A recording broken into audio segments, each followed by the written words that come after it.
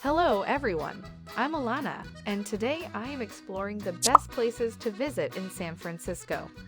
Absolutely yes, let's keep this adventure going. San Francisco is like a never-ending storybook, each page brimming with tales waiting to be told. And stay tuned for ghost tours in SF. Let's turn the page to even more fascinating chapters in this city's narrative. First off, one of the most recognizable features of San Francisco, the Golden Gate Bridge.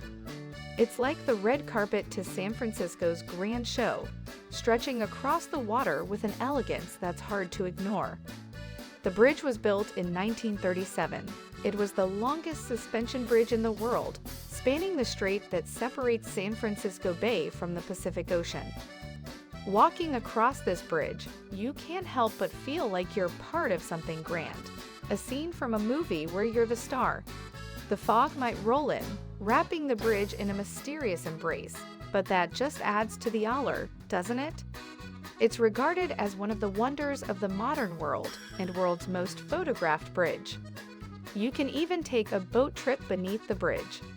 It is walkable, can be photographed from a variety of vantage points, or viewed from Battery Spencer, which is my personal favorite location. Next is this Golden Gate Park, not to be mistaken with the Golden Gate Bridge. Scattered throughout 1,000 acres is an urban park with gardens, meadows, hills, lakes, playgrounds, and buildings. Since it's 20% bigger than Central Park in New York, you'll need to decide which region to visit unless you have a bike. The park is actually brimming with treasures that you can explore, such as these picturesque meadows and lakes, significant monuments, and some incredible museums, such as the Fine Arts Museum of San Francisco, the California Academy of Sciences, and the De Young Museum. As you can see, they have the massive Ferris wheel, an open rotunda measuring 162 feet in height with massive colonnades on either side. Additionally, the park is home to a number of fascinating attractions, such as the Conservatory of Flowers, a Victorian-style glass greenhouse, Murphy and Dutch windmills built for park irrigation, a charming Stowe Lake with Strawberry Hill, and the Golden Gate Pavilion, the De Young Museum, America's oldest public Japanese public, and many more. And let's not forget about the 55-acre San Francisco Botanical Garden. Nestled within Golden Gate Park, this enchanting oasis boasts over 8,000 plant species from around the globe, creating a living tapestry that changes with the seasons. Imagine wandering through a cloud forest, then finding yourself in a Mediterranean garden, all within the span of an hour. It's not just a walk in the park, it's a global botanical adventure. Another spot within Golden Gate Park. One of my favorite short walks in all of California is to Land's End. With trails meandering along cliffs that drop into the Pacific, it's where the land kisses the sea goodbye. The views are so breathtaking, you'd want to pinch yourself. You have to hike the 3.4-mile circular route. It takes an average of 1 hour 33 minutes to complete and is generally regarded as a moderately hard course. This rocky and windswept beach is located at the mouth of the Golden Gate, facing Fort Miley Military Reservation and sandwiched between Lincoln Park and Sutro District. In the park is a memorial commemorating the USS San Francisco. Next, if you do feel like taking a swim, Ocean Beach is frequently regarded as San Francisco's most well-liked beach, since so many people visit there for activities like surfing, kayaking, and surf fishing. Located next to the Golden Gate National Recreation Area on San Francisco's west coast, where it borders the Pacific Ocean. Large sandy beach that is perfect for sunny days. Even in the summer, spending time at the beach is enjoyable because of the fantastic breeze that keeps the heat at bay. This beach is a haven for surfers, bonfire enthusiasts, and anyone craving the raw, hypnotic beauty of ocean waves crashing onto the shore. Sure, it might be too chilly for a swim, but is there anything more soul-soothing than wrapping yourself in a warm blanket, hot cocoa in hand, watching the sunset paint the sky over the vast ocean. But wait, there's more! Ever felt the sand between your toes while gazing at the Golden Gate? Baker Beach offers just that, plus a side of stunning views. Ideal for leisurely strolls on the sand and Instagram shots, particularly after dusk when the Golden Gate Bridge is visible. This mile-long beach has picnic sites, access to the Presidio trails, and plenty of space for visitors to sprawl out. Mostly tourists swarm this location to take pictures of the bridge. It's the perfect spot for a picnic, minus the swimming, because let's be real, those waves and currents aren't messing around. It's frequently regarded as one of the greatest beaches in California, but the city isn't exactly known for its beach culture. It's located in part of the Presidio neighborhood in northwest San Francisco, is well known for its expansive views of the nearby Marin Headlands and the Golden Gate Bridge. And Presidio is not to be missed. It's a large park situated atop a former military post at the Golden Gate Bridge's entry. It's one of those locations that you could easily spend weeks exploring, with over 200 years of history. In the 1990s, the National Park Service acquired this former military installation, which is home to several historic buildings, hiking paths, and breathtaking vistas. This sprawling park isn't just greenery and trails. It's home to Andy Goldsworthy's art installations. Ever seen a wood-lined snake through the forest like a mythical creature? Or a spire made entirely of trees reaching for the heavens? It's art that makes you ponder, nestled in nature that soothes the soul. Next, let's trek to Twin Peaks for the 360 views over San Francisco. You have undoubtedly seen the big antennas perched atop the hill in the center of San Francisco. Standing at a height of 922 feet, these well-known grassy patches are the city's second highest point, just behind Mount Davidson. It's also an excellent place to drive up to. I could go on, really, from the heights of Twin Peaks, offering a 360 view that'll have your Instagram on fire, to the buzzing, vibrant streets of the Castro. Every corner of San Francisco tells a story. But island of Alcatraz tells its own story. It's not every day you get to visit an island that used to be home to the most notorious criminals, right? It's like stepping into a history book, but so much cooler because you're actually there. Located on a small rocky island in the center of San Francisco Bay. It ran for over 30 years before shutting in 1963 and reopened in 1973 as a tourist destination. Over the span of its 30 years of operation, the prison admitted 1,576 prisoners. Although there were 450 cells, each measuring around 10 feet by 4 feet, there were never more than 250 at any given time.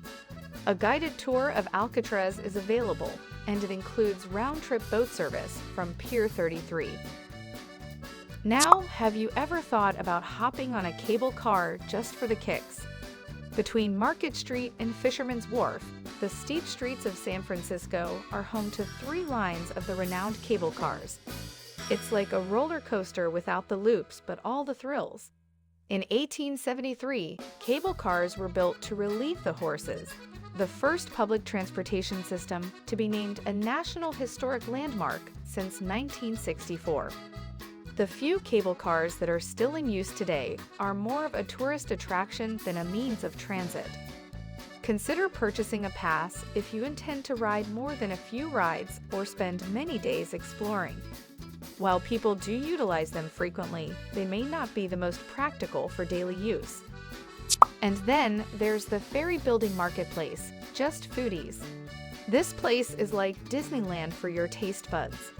It's a public food market with a range of food shops serving as grocery stores, small eateries, and snack stops. Ever tried an oyster fresh from the bay? It's like the ocean giving you a high five. Everything from basic fare like fish, burgers, Mexican cuisine, and lots of coffee to specialty items like cheese and dairy bars, empanada stands, Japanese delicatessens, and nut shops can be found here. You could spend hours here and still find new flavors to explore. Next, Mission Dolores Park. Picture this: a sunny day, a blanket spread on the grass, and the city skyline painting a picture-perfect backdrop.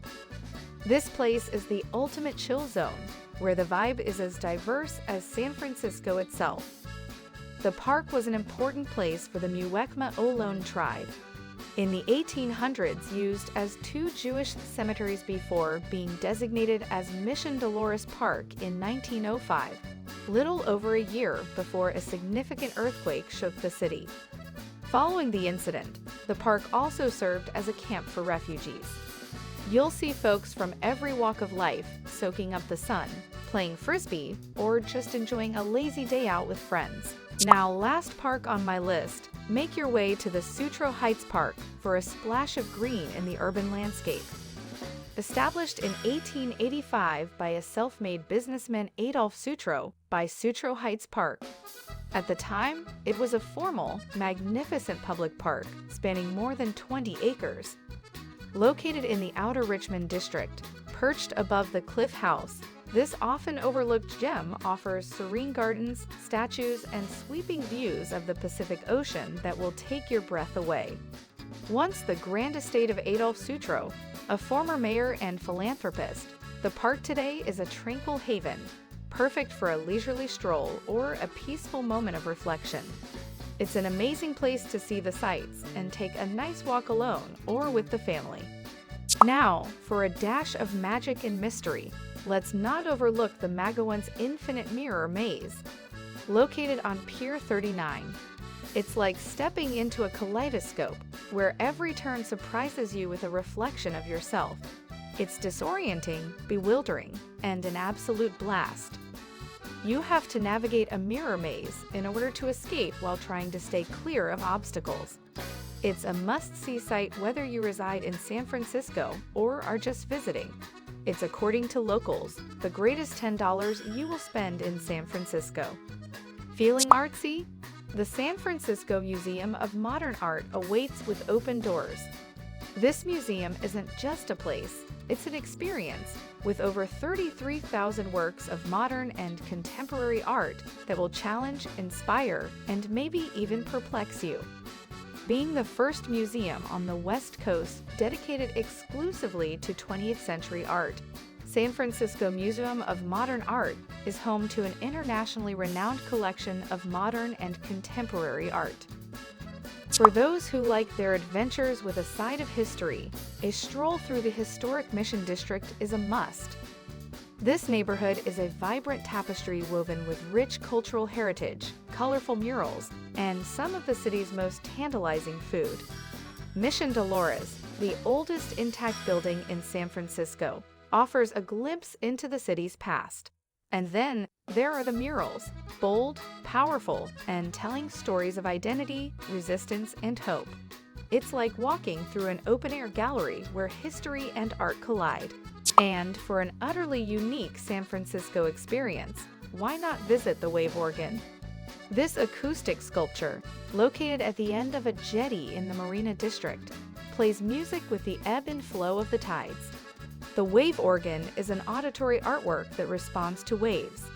In cooperation with expert stomacist George Gonzalez and artist Peter Richards, the concept was built in May 1986. It's a place where the sea literally sings to you, a symphony composed by the ocean itself. Next, you can see the cylindrical structure atop Telegraph Hill in San Francisco, which resembles the leading structure of Pisa but isn't quite as lean, the iconic Coit Tower. The tower bears the name of Lily Hitchcock Coit, a rich and a little eccentric woman who was its patron. This 210-foot tower was constructed in 1933 as a tribute to its principal backer, Lily Hitchcock Coit. Offering breathtaking views of Lombard Street, Pier 39, downtown skyscrapers, the Golden Gate Bridge, and the financial center and the whole San Francisco region for the ultimate experience. As day transitions into night, Coit Tower becomes a beacon of light, casting its enchanting glow over the city below. You can ascend the tower's spiral staircase. Coit Tower is open every day of the year. After figuring out how to ascend Coit Tower, make plans to descend these high steps, Filbert Steps. The architecture along the route is attractive, and there are fantastic views of the bay and downtown. It was somewhat slippery when wet and extremely steep. Starting at Levi's Plaza, these steps take you through lush gardens and past charming cottages on the steep eastern slope of Telegraph Hill, all the way up to Coit Tower. It's a bit of a workout, sure, but the views and the hidden gardens you'll discover along the way are absolutely worth every step. You could drive to Coit Tower and park if you'd like not to walk. Next is the North Beach, often referred to as San Francisco's Little Italy. This neighborhood is a delightful blend of Italian culinary tradition and the Beat generation's literary history. You can enjoy authentic Italian cuisine at one of the many cafes or restaurants. Visit the famed City Lights bookstore. For amazing views of the bay, ascend Vallejo to the top of the Vallejo Steps. If you don't mind the hike, there are many of these vistas in the area. Next, we are in Union Square. This is the best place to shop and have fun in the city. And the finest places to stay are around Union Square or in the Nob Hill district, which is a short uphill walk from Union Square if you want to see the main tourist sites on foot. This area is home to several posh stores, eateries, theaters, galleries, and hotels. It's conveniently close to North Beach, Little Italy, home to lively Italian eateries and cafes, and San Francisco's well-known Chinatown. Next on my list is the lively Fisherman's Wharf, where the spirit of San Francisco comes alive amidst the salty sea breeze and the cries of seagulls. The 1860s saw the arrival of Italian immigrants in San Francisco, who revitalized the waterfront with the sale of seafood. It's a tourist trap according to locals, yet tourists can't help but go there. It's one of the busiest tourist destinations in San Francisco, stretches from Pier 39 to Municipal Pier at the terminus of Aquatic Park. Its famed waterfront, which still houses some of the greatest seafood restaurants in the city, was as the center of San Francisco's fishing fleet for more than a century. Don't forget to visit Pier 39, home to bustling shops, street performers, and the famous sea lions basking in the sun. From ferry rides to Alcatraz to savory clam chowder bread bowls, Fisherman's Wharf offers a taste of quintessential San Francisco charm. Next stop is for wine enthusiasts and nature lovers alike. A day trip to Napa Valley is an absolute must. California's most well-known and expansive grape-growing region, just a scenic drive away from San Francisco. Some of the best places to visit include the ancient town of Sonoma Valley, the charming town of Yountville with its abundance of French eateries, and Calistoga, a spa town where you can see the Old Faithful geyser. Next on my list is the postcard-perfect beauty of Alamo Square, home to the iconic Painted Ladies, and some of the city's most stunning Victorian architecture along Steiner Street on the east side. Situated against the backdrop of the city's skyline, Alamo Square offers a picture-perfect setting for a relaxing afternoon picnic or a memorable photo op. They each adorned with vibrant colors and intricate detailing. The wonderful park is surrounded by many more exquisite, meticulously restored historic homes. Next place is known as the crookedest street in the world, the Lombard Street. Though it's neither the steepest or most crooked street in San Francisco, it's between Hyde and Leavenworth streets. With its 8 sharp turns on a 1-block stretch and lush landscaping, this iconic thoroughfare offers a thrilling driving experience like no other. This stretch has a meager 5 miles per hour speed restriction. Framed by majestic Russian hill mansions and panoramic city views, only thing to do is stroll up and down the street. It's still entertaining to look at and much more, so if you can drive down it. Hiking to the 16th Avenue tiled steps, sometimes referred to as the Moraga Steps, located in Golden Gate Heights District. It climbs up to Grandview Park and is dubbed possibly the world's largest mosaic staircase by Photos. There are 163 colorful steps on the 90-foot-tall flight. Marvel at the intricate tile designs depicting waves of turquoise, bright birds, and vibrant sea animals, each tile lovingly crafted by local artists and community members. As you climb higher, the panoramic views of the city below only add to the magic of this enchanting stairway. But wait, there's a side of San Francisco that's a bit more spirited. As promised in intro, let's talk about the ghost tours. Yes, you heard that right. When the fog creeps in and the night wraps the city in its cool embrace, these tours take you on a journey through San Francisco's haunted past. It's like walking through a live-action horror story, but with the safety of knowing it's just a tour, or is it? From the eerie tales of Alcatraz at night to the mysterious whispers in the city's oldest buildings, it's an adrenaline rush you didn't know you needed.